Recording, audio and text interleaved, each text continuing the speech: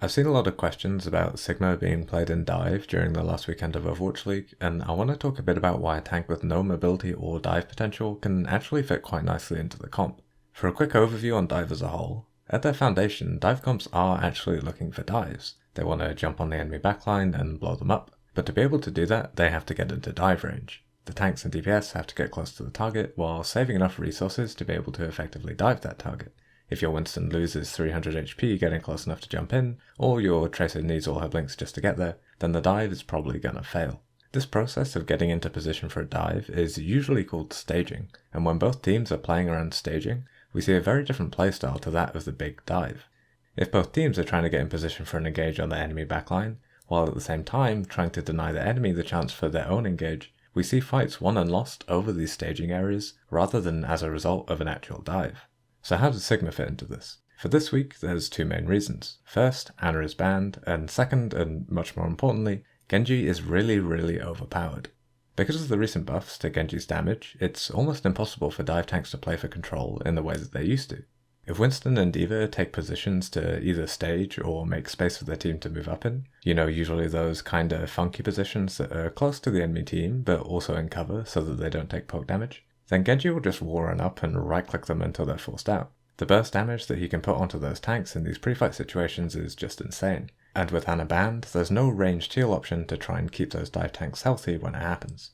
Now since Genji, with help from Tracer and Zen's orbs especially, is so good at dealing with the dive tanks in this pre-fight phase, it means the tanks can never really get close enough to get a proper dive on the enemy backline, and if they try to dive from further away, it's very easy for Brig to counter it with Whipshot, and for Zen to see it coming and kite back to a safer position. If the tanks force the dive without the staging that they need, it'll completely fail and they'll lose the fight. So if the dive tanks can't go for the dives people are used to, the entire fight becomes that pre-fight skirmishing phase. Teams play super slow and poke around with Genji, Tracer and Zen, trying to catch out enemy tanks and DPS, with the team only committing after they've basically won the fight. And it's that skirmish phase that Sigma excels in. Because compared to the dive tanks, Sigma doesn't take nearly as much damage when playing for control. His shield stops most damage, his shift stops damage and acts as a self-heal, his regenerating shield health acts as a self-heal, and his own damage threat, the rock included, makes it difficult to get into positions to do lots of damage to him without fully committing. Combined with the fact that his backline is unlikely to get full dived and need the type of peeling that D.Va offers, Sigma's a pretty decent pick. His kit allows him to skirmish for control or hold good positions and angles without the support a dive tank would need in the same situation. And if the enemy do try to hard commit on him, it leaves the rest of his team, the backline especially, free to focus down the enemies going after him or take advantage of the attention he's absorbing and go for trades elsewhere.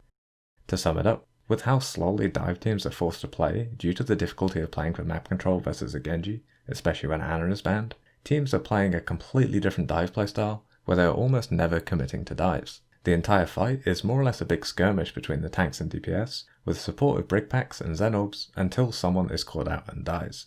If the entire fight happens in this phase, running Sigma has a few advantages. He can skirmish for control, pressure the enemy from off angles, and hold strong positions the enemy team can't ignore, the whole time absorbing less heals than dive tanks would need, and being an obstacle that the enemy have to deal with if they ever want to get past him and onto his supports.